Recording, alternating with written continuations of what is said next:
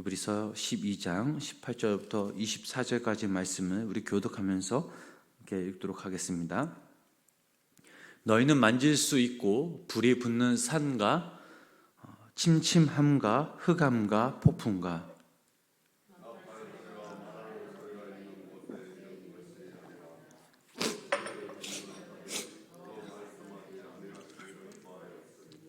이는 짐승이라도 그 산에 들어가면 돌로 침을 당하리라 하신 명령을 그들이 견디지 못함이라.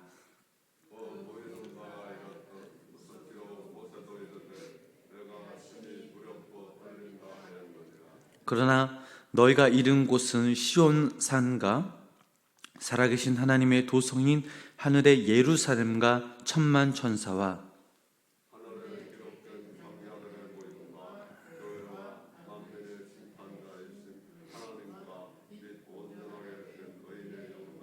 함께 읽겠습니다. 새 언약의 중보자이신 예수와 및 아벨의 피보다 더 나은 것을 말하는 뿌린 피니라. 아멘. 오늘도 하나님의 크신 은혜가 우리 성도님들 삶 가운데 날마다 거하시길 주님의 이름으로 축원합니다. 히브리서 말씀을 읽어보면 무엇을 바라보며 믿는 사람들인가, 믿는 내용에 대한 질문과 또한 믿는 대로 살아가는가라는 질문을 하고 있습니다. 그렇다면 우리들은 이 질문에 어떻게 대답할 수 있겠습니까? 바로 대제사장이신 예수님을 바라보며 믿고 따르는 사람들이란 사실입니다. 히브리서 11장 말씀에 나타난 믿음의 선진들을 보면 그들은 이러한 마음과 또 믿음으로 살아왔습니다. 믿음의 주요 온전케 하신 그 예수님을 바라보면서 화평과 거룩 그리고 인내를 통해 주님을 바라보며 살아가는 삶, 이러한 삶이 바로 그리스도인의 삶이라고 히브리서는 말하고 있습니다. 우리 본문 18절, 19절 말씀을 우리 다시 한번 우리 함께 읽어보도록 하겠습니다. 너희는 만질 수 있고 불이 붙는 산과 침침함과 흑암과 폭풍과 소리와 말하는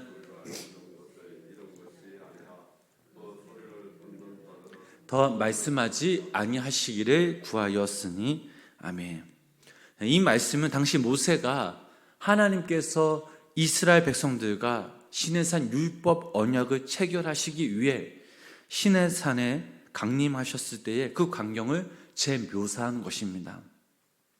진정 옛 언약은 장엄한 그 분위기 속에서 이루어졌습니다. 이스라엘 백성들은 이 하나님의 불붙는 산, 흑암이 있는 산, 또 불길이 무선 그 산에서 그분 모습은 보지 못하고 음성만 들었는데 그때 얼마나 무섭고 두려웠는지 이들은 하나님 더 이상 말씀하지 마옵소서라고 하였습니다. 본문 21절 말씀을 보면 또한 이런 말씀이 있습니다. 우리 그 말씀 함께 읽어보겠습니다. 그 보이는 바가 이렇듯 무섭기로 모세도 이르되 심히 두렵고 떨린다 하였느니라. 아멘. 하나님의 산, 하나님이 임재하시는 산, 하나님의 율법이 선포되는 그 산은 심지어 하나님의 사람인 이 모세도 두렵고 떨린다라고 하였습니다. 성도님 여러분, 우리가 잘 아는 그 모세는 누구입니까? 구약 율법의 대표자입니다. 구약의 인물 중 하나님과 가장 가까이 지냈던 하나님의 일꾼 중 한 사람이었습니다.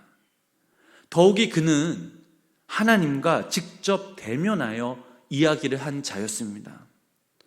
또한 하나님께서 세우신 그 이스라엘의 민족의 출애굽이라는 그런 놀라운 계획을 수행한 위대한 하나님의 사람이었습니다. 그가 변화산에서 예수님과 함께 나타난 사실은 그가 하나님의 나라에서 큰 자라는 것을 더욱 선명히 입증하고 있습니다. 그런데 여기서 우리가 알아야 할 그 사실은 현재 우리는 그 모세가 전혀 누릴 수 없었던 그 축복을 누리고 있다라는 사실입니다. 본절 말씀을 우리가 유심히 살펴보면 모세는 아주 굳건한 믿음을 가졌지만 하나님의 그 임재 앞에 어떠한 마음으로 나아갔습니까? 심히 두렵고 떨리는 그 마음으로 나아갔다라고 성경은 말하고 있습니다. 비록 그가 하나님의 위대한 사람이라 할지라도 모세 역시 근본적으로 불완전한 인간이요 또한 죄인이기 때문에 거룩하신 그 하나님 앞에서 두려울 수 없었던 것입니다. 히브리서 4장 16절 말씀을 읽어보면 이런 말씀이 있습니다. 그러므로 우리는 긍휼하심을 받고 때를 따라 돕는 은혜를 얻기 위하여 은혜의 보좌 앞에 담대히 나아갈 것이니라. 모세조차도 죽음을 각오했던 그런 하나님과의 두려운 만남과는 대조적으로 성경은 우리에게 뭐라고 말하고 있습니까? 담대히 하나님의 그 보좌 앞에 나아갈 것을 권면하고 있습니다. 즉 우리는 두려움 없이 하나님께 나아갈 수 있게 된 것입니다. 자, 그렇다면 그 이유가 무엇입니까? 우리가 모세보다 신앙적으로 더 훌륭해서, 아니면 우리가 모세보다 더 큰 믿음의 역사를 이루었기 때문에 그 이유가 된 것은 아닙니다. 우리가 하나님께 나아갈 수 있는 그 길은 바로 예수 그리스도의 보혈 때문이었습니다.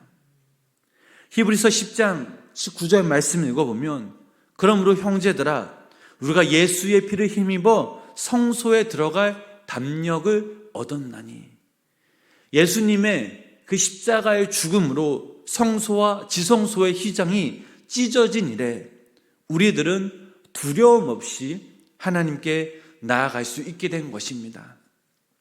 이것이 바로 오늘날 이 땅에 사는 우리가 갖는 놀라운 특권이며 축복입니다. 구약시대에 어떤 자도 이러한 은혜를 경험하지 못했습니다.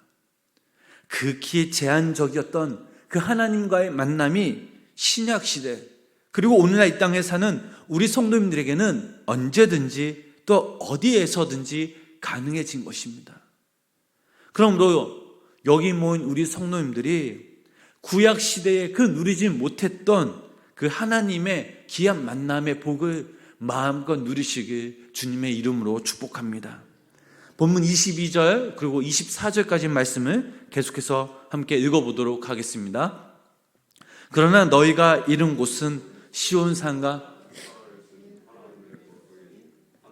예루살렘과 천만 천사와 하늘에 기록된 장자들의 모임과 교회와 만민의 심판자이신 하나님과 및 온전하게 된 의인의 영들과 새 언약의 중보자이신 예수와 및 아벨의 피보다 더 나은 것을 말하는 뿌린 피니라. 아멘.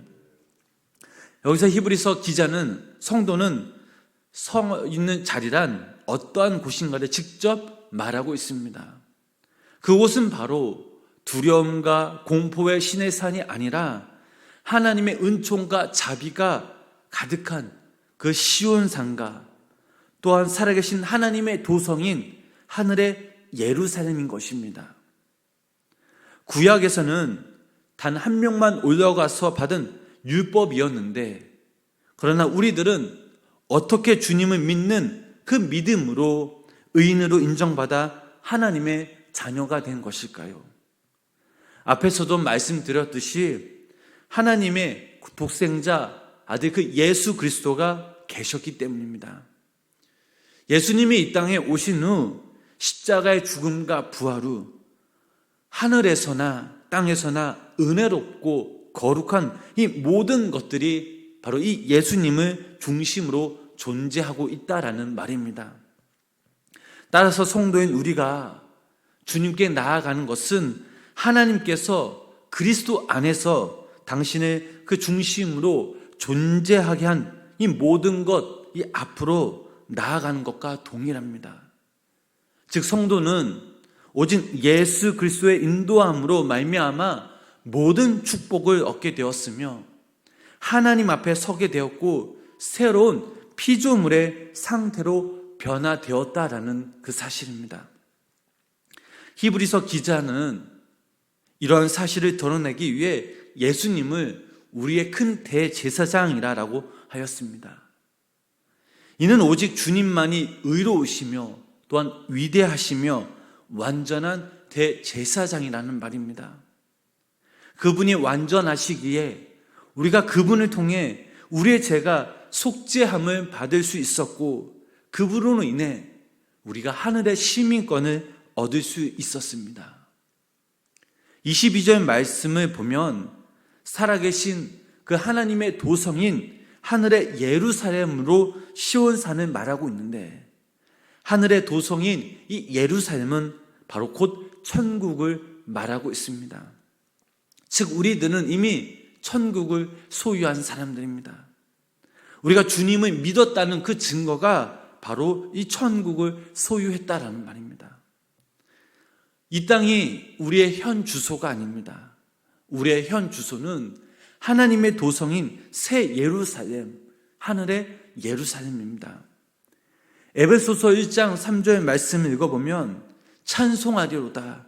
하나님 곧 우리 주 예수 그리스도의 아버지께서 그리스도로 인해서 하늘에 속한 모든 신령한 복을 우리에게 주시되라는 이 말씀이 있습니다. 비록 우리는 이 땅에서 살아가지만 하늘에 속한 그 신령한 복을 소유한 사람들입니다. 새 하늘과 새 땅의 주인공이 바로 우리들이라는 사실입니다. 이것이 바로 기독교의 신앙의 핵심적인 부분이다라고 말할 수 있겠습니다. 따라서 우리는 날마다 그분의 은혜를 되새기며 감사할 줄 알아야 합니다. 또한 믿음으로 주님께 나아가야 합니다. 장차 우리들에게 예비되어 있는 하나님의 놀라운 이 축복뿐만 아니라 이 땅에서의 삶까지 그분의 보호하심과 돌보심, 인도하심이 있다라는 그 사실을 깨닫고 더욱더 우리가 주의 말씀에 순종하며 살아가야 할 그 이유가 바로 여기에 있습니다. 사랑하는 성도 여러분, 지금 우리가 서 있는 곳은 바로 시내산이 아닙니다. 하나님의 도성인 바로 새 예루살렘입니다. 하나님께서 우리들로 하여금 예수 그리스도의 보혈로 말미암아 당당히 하나님 앞에 나아갈 수 있도록 하셨습니다. 이 새 언약이 바로 복음입니다. 우리가 이 복음, 이 하나님의 말씀을 붙잡고 살아갈 때에 어떤 모습으로 변화될 수 있겠습니까? 요한일서 3장 2절 말씀을 보면 이런 말씀이 있습니다. 우리 그 말씀 함께 읽어보도록 하겠습니다. 사랑하는 자들아, 우리가 지금은 하나님의 자녀라. 장래에 어떻게 될지는 아직 나타나지 아니하였으나 그가 나타나시면 우리가 그와 같은 줄을 아는 것은 그의 참모습 그대로 볼 것이기 때문이니. 자, 마지막 그때에 우리는 그분을 만나게 될 것입니다. 또한 그분 앞에 우리가 섰을 때에 우리들 역시 그와 동일한 모습으로 될 것이다 라고 성경은 말하고 있습니다. 우리가 주님의 얼굴을 볼 때 우리의 얼굴이 주님처럼 변화될 것입니다. 이것이 하나님이 우리들에게 주신 귀한 축복입니다. 우리가 마지막 그때 주님을 만나기 위해서는 우리의 삶의 자리에서 굳건한 믿음으로 살아가야 합니다. 우리를 유혹하는 것들, 어떠한 위험에도 예수 그리스도의 이름으로 물리쳐야 합니다. 이를 위해 오늘 하루도 하나님에 대한 경건과 경외를 날마다 되새기며 우리를 위해 마르지 않는 샘처럼 날마다 부어주신 그분의 그 사랑과 그 은혜를 의지하면서 사랑하며 우리가 살아갈 때에 우리들은 또 우리들의 삶은 그분의 사랑 안에 머물게 될 것입니다. 바라기는 우리 여기 모인 우리 성도님들이 오늘 하루 이 땅에서 살아가실 때에 그 시온산의 축복을 마음껏 누리며 나누며 살아가시며 또 오늘 하루 우리의 삶의 자리에서 하나님의 위대하심을 높고 찬양하는 귀한 믿음의 성도님들의 삶이 되시길 주님의 이름으로 간절히 축원합니다. 기도하겠습니다. 하나님 아버지, 오늘도 이 새벽을 깨우게 하시고 주의 전에 부르심으로 부르신 은혜에, 당신의 은혜에 감사를 드립니다. 하나님을 찬양하며 또한 예배하며 기도할 때에 하나님을 향한 그 사랑이 더욱더 깊어지고 넓어지게 하여 주시고 감당할 수 없는, 형용할 수 없는 그 은혜를 우리 삶 가운데 부어 주시옵소서.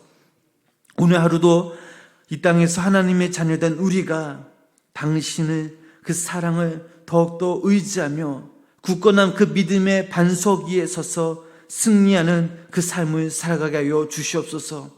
또한 주님 주신 그 사랑, 그 은혜를 통해 나누며 섬기는 삶, 또 주님께 영광 돌리는 삶을 살아갈 때에 우리의 삶의 모습을 통해 하나님의 귀한 참 열매들이 맺어지게 하여 주시옵소서. 또한 아버지 하나님, 오늘도 이 새벽 우리가 주의 전에 모여 함께 기도하며 나아갈 때에 우리 하나님, 우리의 마음을 열어주시고 또 우리의 기도에 귀 기울여 주시고 당신의 그때에 응답하여 주시사 우리가 하나님, 우리 기도 제목들이 응답될 때까지 끝까지 인내하며 더욱더 우리의 마음으로 주님께 드리는 믿음의 성도님의 삶이 되도록 성령님 함께하여 주시옵소서. 예수님의 이름으로 간절히 기도드렸습니다. 아멘.